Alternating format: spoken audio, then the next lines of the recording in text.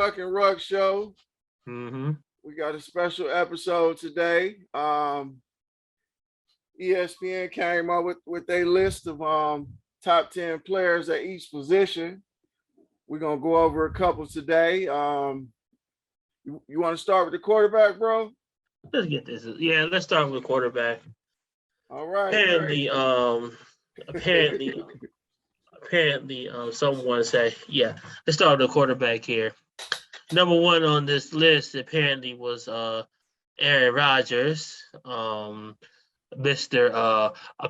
Stephen A. loved to call him the bad man. I don't buy it. I mean, I like Rodgers. You know, you definitely can't argue with him being on the list, but I would put not to jump the gun, but I would put Patrick Mahomes number one on my list. Yeah, I will put him on number one at the list. Who, by the way, who is number two on this list? I will put Mahomes on that list. There's no Mahomes' ability to make any and every throw with little deceit and everything is just astounding. And besides, I'm just gonna jump the gun here and just say this, and I'm just saying this right now. For as long as Aaron Rodgers has been on this league, and as much credit and clout that Rodgers gets, he only has one Super Bowl. Yes, sir. Shouldn't you be getting more? Yeah, he in the playoffs. In the playoffs, man, he don't get it done. I mean, nothing is more self-evident than the game he had against the Falcons, in which he got shellacked against that Falcons team. Now, I get it. That Falcons team went on and they should have beaten the Patriots if it wasn't for the infamous 28-3. But if you're Aaron Rodgers, you should have won that game. Yeah, see, like that's why I like these lists. I mean, for the most part, they got it right with maybe the orders could be a little bit different, but like, are they just basing this off last season or are they basing it on what they predict that's gonna happen in 22? Well, that's a very fair question, because that leads to number 3 on this list, which is number 3 is Josh Allen. Josh Allen, okay. Josh Allen is an interesting guy on here because while I don't particularly hate Josh Allen, I don't think Josh Allen is particularly bad. I don't think Josh Allen's a bad dude. I think Josh Allen is how can I say this about Josh Allen? Let's see here. How can I say this about Josh Allen? I still don't know how the Browns didn't take Josh Allen. Well, okay. I don't understand that. So I'm gonna defend this. I'm gonna defend this in regards to Josh Allen. I remember Mary Kay Cabot was basically pounding her fist on that table for months about us drafting Josh Allen. I remember that. But I'm gonna stick with this one to the day I die. I think if Josh Allen would have went here, he would have been an absolute colossal failure. Because Hugh Jackson was our head coach. He basically was at cahoots and he was at war with Todd Haley. And I think him and the situation that he was in with Todd Haley would not have worked out at all for Josh Allen. I think between Hugh Jackson and Todd Haley going at war with each other, it would have been an absolute disaster for him. I think Josh Allen went to the perfect situation with Buffalo, and it worked out perfectly for him. If he had one here, he would have been a disaster. He would have been a bust, and he probably would not even been in the league right now. So the situation worked perfectly for him, in my honest opinion. That's a bit much because, I mean, despite all the turmoil and everything, I mean, we did make it to the playoffs, beat Pittsburgh and came this close to beating Kansas City. Yeah, but that was a much different situation because we actually had a head coach that was decent in quality. But you don't. Okay, all right. I agree with that. The coaches that we had, Hugh Jackson, Freddie Kitchens, they were awful. They shouldn't have been here. Absolutely. But with that being said, I don't want to spend all day talking about Baker because I'm sick of talking about him. But yeah, likewise. But this is about Josh Allen anyway. But with if Josh Allen had came here and things happened the same way where we end up with Stefanski as head coach, you don't think Josh Allen could have been more successful than Baker was in Cleveland? Well, I think he would. I think he could have. Well, we would have to ask a different question here. Will Kevin Stefanski even be here as head coach if Josh Allen was our quarterback? Yeah, I wouldn't even think so. Josh requires a different quarterback, a different coach for him. Unlike Baker, like Josh Allen has a rocket cannon for an arm. That dude can throw. That dude can basically throw 667 yards without any type of effort at all. And I don't think Stefanski is the type of coach that's needed for his type of skill set, in my personal opinion. I think someone like a Bruce Arians or maybe I still feel the jury is out on Stefanski. Like, we really don't know yet.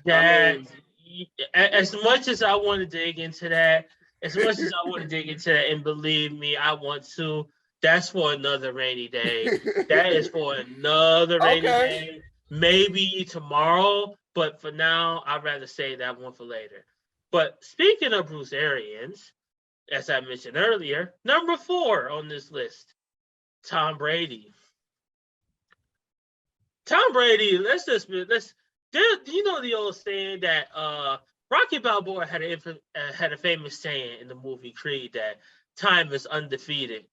Well, I had to disagree with that one because Tom Brady has pretty much whipped time's ass pretty much the last several years here. Yeah. Tom Brady's going on 45 years old, and yet this dude's sitting up here and yet has defied the laws of physics and time pretty much year in and year out. Like, I don't know how the hell this dude is doing it, but yet this dude has pretty much defied every time mechanic possible. I got to give this dude credit. I don't know how he's done it, but yet he's just repeatedly done it. Well, it helps when you have a great offensive line in Tampa Bay. Yeah, and it also helps when the NFL change the rules for you. That touche. that can't hurt. But it also helps when you have amazing weapons at Tampa Bay too. Oh yeah, So Mike Evans, you have Chris Godwin. Your running game ain't particularly great, but you have Chris Godwin, Mike Evans, a great offensive line. You had Gronk returning. You did have Antonio Brown with his crazy self there for a few months there, but you have a good system there. You had a pretty good defense. Shockingly, they didn't go to the Super Bowl. I thought they would have won against the Rams, but for the most part, Tampa Bay has done whatever they can to keep Tom Brady there. Will he stay there this year? Yeah, I keep hearing they talking about Miami and ownership and all that. Well, I'm not even talking about that. I'm talking about will he stay in the top 10 this year? Oh, in the top 10. I don't know. I feel as long as Tom Brady play, I mean, I think he's too smart to really fall down the list. You know, unless other quarterbacks elevate their game, like guys that ain't even like mentioned, like they got Kyler Murray and Derek Carr, Lamar Jackson. Like if any of them guys can really step up, then maybe. But you know, like the quarterback position in the NFL, like it's really weak right now. I mean, nobody want to say it. I think it's really weak. Well, we just keep hitting we just keep hitting this on the right money on this one because that leads us to number 5, who. Yeah. As much as I hate to get into our division here, but I have to get the one guy that I actually have the absolute respect for, and I have mad respect for this dude. And the only dude in our division I have respect for. Well, there's another guy, but we'll get into him later. Number 5, Joe Burrow. Joey Burrow. Joe's slim, smooth Joe. 5? You don't think that's kind of high? No, I don't. I honestly don't. Maybe he could be a little lower. Maybe he could be lower, but I think Joe should be where he's at to a particular degree. I'll give Joe credit to come back from what happened to him a year ago from his horrific knee injury, and he did suffer a very horrific knee injury, and to come back and lead Cincinnati of all teams to the damn Super Bowl. Yeah, that's good shit right there. That's good shit. I gotta give Joe a lot of credit. He has a lot of talent. He has incredibly a lot of talent. And his willingness to not give up and considering everything that happened to him, that shows he has a lot, as the great Mick Foley used to say, testicular fortitude in him. But and see, here's where I'm confused. Like, is this list based off of previous years, or is this based off of what they feel these players are going to do? Because, like, taking Cincinnati to the Super Bowl, that's enough to put you number 1 on the list, like honorary number 1 for a couple years. Because taking that franchise, but like, I don't think he's the 5th best quarterback. So, if that being said, you know what? I'll say that for later. We'll dig into that one later, because I want to ask you that. I want to get into that one, but I will say that one for later because I want to know who you think would be better than that. But I want to get into that later because I do want to just get into this one right now. Now, this one I actually have questions about. I got questions about this one because I think he should be higher. But then again, at a certain point a couple of years ago, he was just nowhere. Number 6, Matthew Stafford from the Rams. No, I think Stafford has always been like in the top 10, top 5 statistically, quarterback wise, but his previous team, the Detroit Lions, like, they were so awfully run as a franchise. Absolutely. It kind of diminished what he was doing. Like, I agree. And I agree with that. My issue with Matthew Stafford, though, is it's like you say, a couple years ago when he was with Detroit, this dude was basically nowhere to be found. He always put up great numbers. He always played absolutely great. But like you say, it was like he was just a ghost. He was nowhere to be found. All of a sudden, this dude went to the Rams, and now all of a sudden, he's everywhere. Yeah. Like, we always knew this dude was great. But now, he's with the Rams. Now he gets his due. I kind of figured that this dude should have been got his respect years ago. Don't sit here and disrespect the dude because the team he was with couldn't do him right. Like, it's not his fault that the organization he was with treated him like dog crap.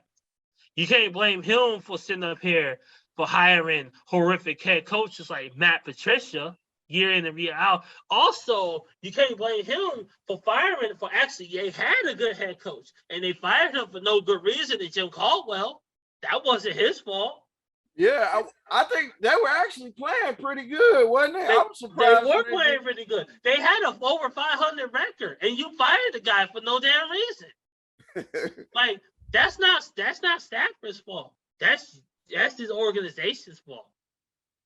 Like, and the Rams basically sat here and basically get his just due to send him there, and lo and behold, it paid off. They gambled big time. and it paid off. They won the Super Bowl because of it. But I mean, I think six is probably the right place for Stafford because the Rams, like, they got a heck of a system. They got great talent like all over the field. They are a gamble that actually paid off. And I know a thing or two about a gamble because I work in the casino and we see gambles every day. But their gamble actually paid off. And it's rare to see that in the sports world where gambles can legitimately pay off. I mean, outlaw in hockey world, the St. Louis Blues that paid off that didn't pay off in the 90s, when you basically went all in on talent and you basically couldn't make it. But hell, it paid off for them and it worked. Oh yeah. Number 7. Number 7, Justin Herbert. Man, this only his 3rd year in the league. I don't understand. See, I mean, I don't want to sound like a hater or nothing, but 7, it's only his 3rd year in the league. Like, come on, man. I'm going to say this about Justin Herbert. I know it's his 3rd year in the league. I know it's his 3rd year, but Justin Herbert's situation frightens me. Why is that? I just got a bad, cold feeling in my stomach about Justin Herbert and his situation. Justin Herbert is an incredibly talented quarterback. He is incredibly talented. He has one of the best arms in football. He is incredibly intelligent. He is incredibly athletic. But I just have a bad feeling about him and his situation. Part of me just gets the feeling that he is going to waste his career with the Chargers. Yeah. I just get that feeling that he will never win a Super Bowl there with them. I just get that feeling. I just honestly have that bad feeling. Yeah, I don't know why. I just do. No, well, history will tell you that. They wasted a lot of players' careers. Phillip Rivers, Dan Fouts did it. Dan Fouts did it. Phillip Rivers did it. Drew Brees nearly did it. Like, I just get the feeling Herbert is going to repeat the same mistakes that they did there. And he's going to waste his career there. And I just feel that if he wants a chance at a Super Bowl there, he needs to leave and go someplace else to do it. Speaking of going somewhere else, Number 8, Russell Wilson. Denver Broncos. So what's your feeling? I mean, he got a team now, man. It's time to put up or shut up. This is by far the best team that Russell Wilson will ever be a part of in his entire career. And I know that is saying a lot. I know that is saying a whole entire lot about Russell Wilson, considering the fact that you came from the team that had the Legion of Boom around you with freaking Richard Sherman, Cam Chancellor. You had that crazy secondary. You had Beast Mode as your running back. That's saying a lot. But Denver got a squad, man. Weapons that you have around you, Cortland Sutton, Jerry Jeudy, KJ Hamler, Javonte Williams, Melvin Gordon, freaking well, you had Noah Fant. I don't think you're gonna miss that, but you got offensive weapons for days around you. And you still got a damn good second. You still got a damn good defense around you. This is the best football team you've been around. And Russell Wilson, make no mistake, the dude is still talented for days. Oh yeah. Russell Wilson, like, you can really, like, that's one quarterback that you can say that you can see the progression. It's like he's getting, he read defenses better. He's better with his timing. And if it's not there, he knows when to take off. He's not going to make a bad mistake out there with the football. So you know when the time is right he's going to make the right decision. And like I said, this is far and wide the best team he's been around.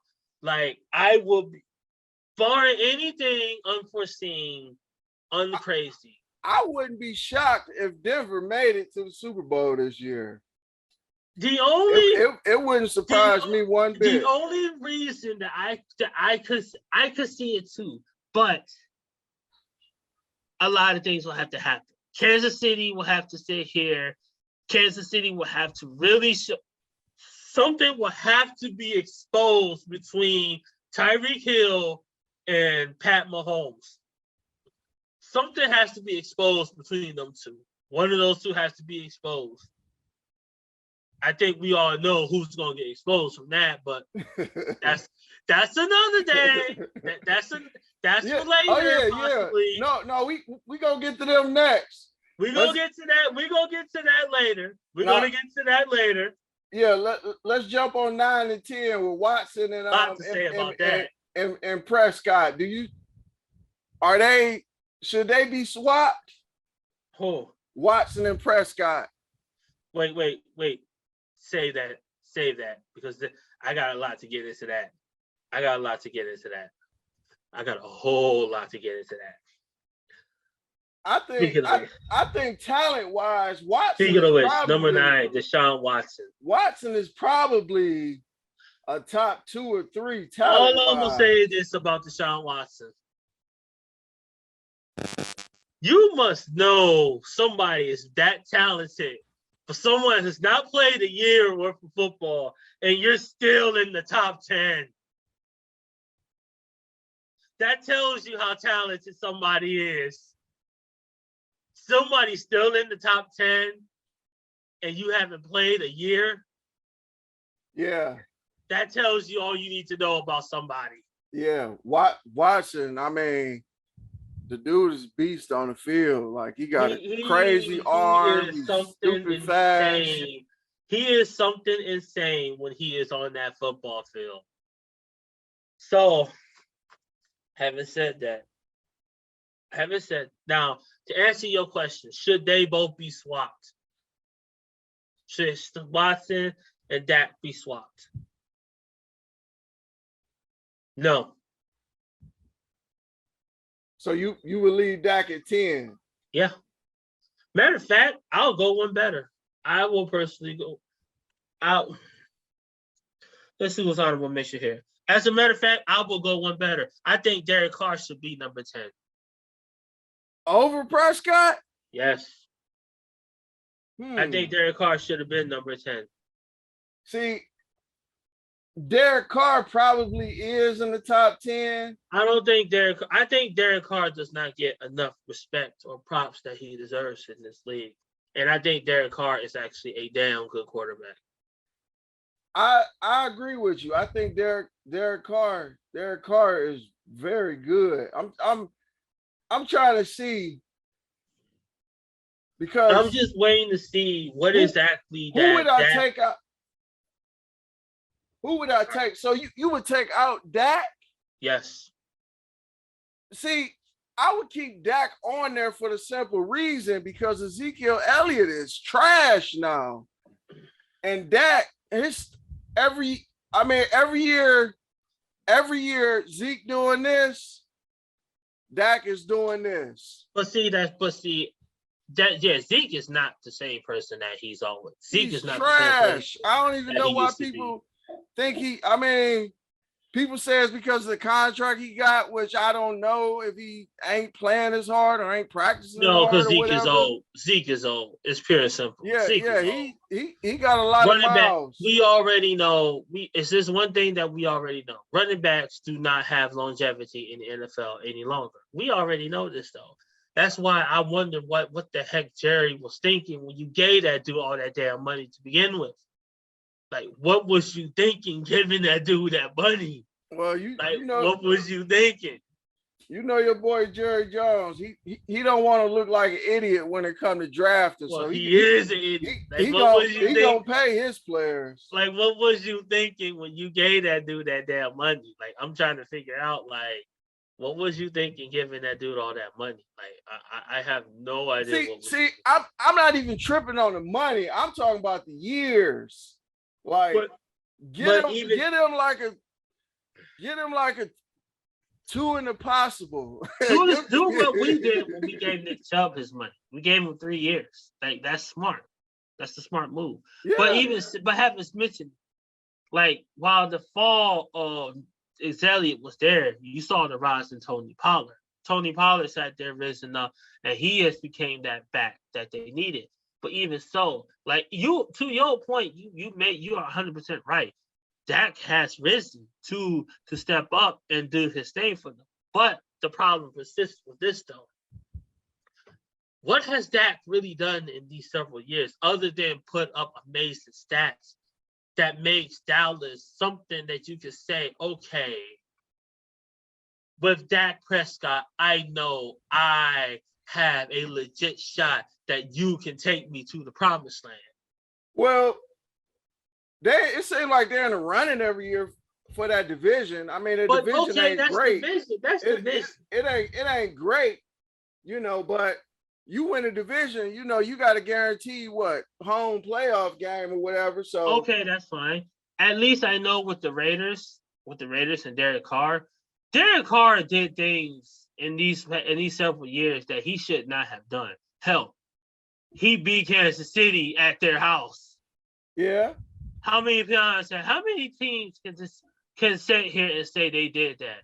Now, okay, I want you to be totally honest. Are you saying Derek Carr should be on the list because he's a top 10 talent, or because of his new weapon he just acquired? This ain't got nothing to do. This ain't got nothing to do with Davante Adams.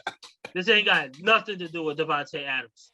Even without Davante Adams, that dude sat here, was winning games and doing his thing without barely any decent weapons. Yeah, you had Darren Waller, but Darren Waller was even healthy. Darren Waller was injury prone, and yet you were still winning games, making comeback victories and stuff. You were still owning weapons. You were still winning games to doing comebacks and stuff without Davante Adams. So you think I would put Lamar Jackson over Derek Carr? I think Lamar Jackson should be on this list, man. Okay. If you would ask me this question before last season, I will say yeah. I will 100% agree with you and say yes. I will put Lamar Jackson. So you hold last season against him? I think Lamar Jackson took a year. I think he took a year. I think he took some steps back last year. Even with all them injuries, like they lost both of their running backs before the season started. I think, how many games Jackson missed? About 5 or 6?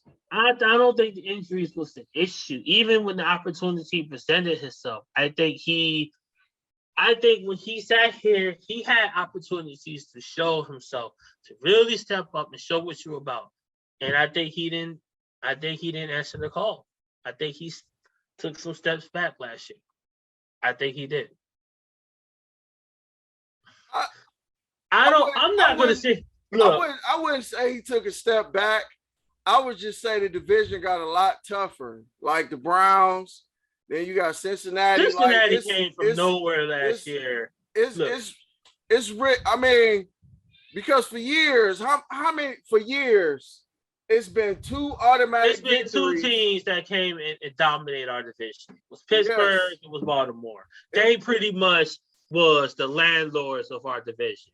They owned our division, and we were the ones that had to pay them rent every single year. And every once in a while, Cincinnati would get hot, and they might win absolutely 8 or 9 games. I get it. Every once in a blue moon, Cincinnati will come up and win the division. Every once in a blue moon, when they get bored, Cincinnati will run amok. Basically, I get it. But last year, it's like Lamar Jackson. He just took a step back. And like I said, I get it. I get it. A lot of things happened last year. They got hurt and everything. He got hurt and everything, but I just did not like what happened. I did not like how they looked. With you talking about with Lamar or with Baltimore as a whole? I think Lamar in general, it's just like he just did not look right last year. Yeah, in my personal. I don't know. Like I said, I hate to keep harboring on this same point. Is this about what you're going to do, or is this about what you have done? Because, you know, Lamar, if it's about what you have done, like Lamar Jackson has won an MVP. If this is about what you're going to do, I don't see how anybody can say that he going to repeat the same situation he had last year because, you know, all of the injuries, the missed games. Okay, so let me ask you this question then. If you feel that Lamar Jackson is not going, if you feel Lamar Jackson will definitely improve then next season, do you feel that Lamar Jackson will be better than enough that he'll win the division next year? Oh, absolutely. I think they could win. I'm not saying they are. So will they win the division next year? Will they win the AFC North? See, it's hard to say that right now. And I'm usually a straight shooter, but the reason I say that because we haven't found out how long Watson is going to be out. Now, if Deshaun Watson able to play, 14 games or more, I think it's a chance. Okay, I'm going to say this. If Deshaun Watson is able to play 14 games or more, I think the Browns going to win the division. I'm going to say that. I can surefire tell you right now, if Deshaun Watson is only missing, if Deshaun Watson does not miss no games by some miracle, or he's only out to or he's only getting 6 to 8 games, we'll still win the division. If it's anything more than that, I can see the division being taken by either Cincinnati or possibly Baltimore. See, I think the division gonna be between Baltimore and Cleveland. I don't see Cincinnati winning that division again. Now they might make the playoffs as a wild card, but I just got a strange feeling. I don't see them winning that division again. I think they added too many pieces to that team, and I think they added too many pieces. Now, I know they did improve that line. I know that line got improved big time. That line got improved in a major way, and I think that's the only thing that was missing from them. Last year, that line was atrocious, and they added pieces to that line, and which was the only thing that they was lacking. And because of that, I think that was the only thing that they were missing to make that team better. So by adding that, I think that was going to be the difference maker from them being a potential team that could make them a borderline contender year in and year out.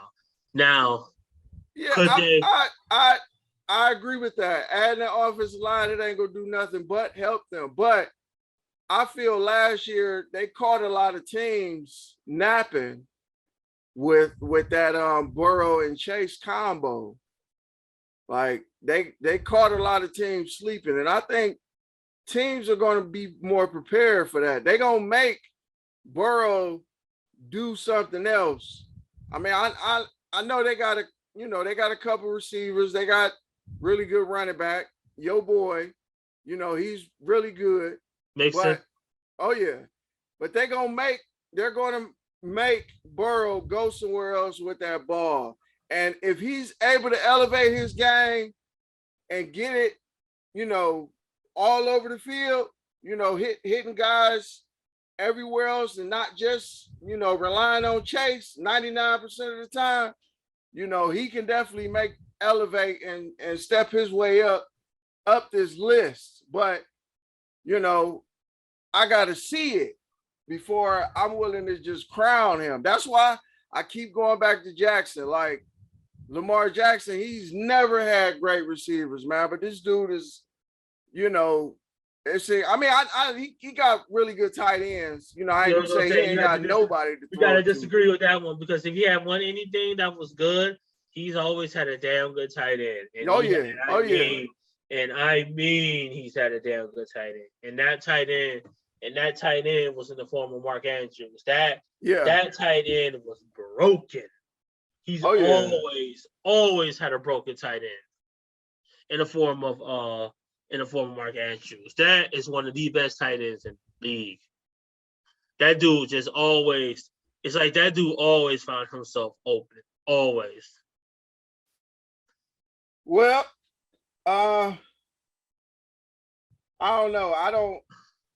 They got Kyler Murray on here. I want to see what he do with Hollywood Brown, and you know, they still got what's his name over there? The receiver that came from Houston. I can't think his name. Slipped my mind. Marquise Hollywood Brown. Yeah. They got him from Baltimore. I don't know much. I don't know about Kyler Murray. I think Kyler Murray is okay. I just think like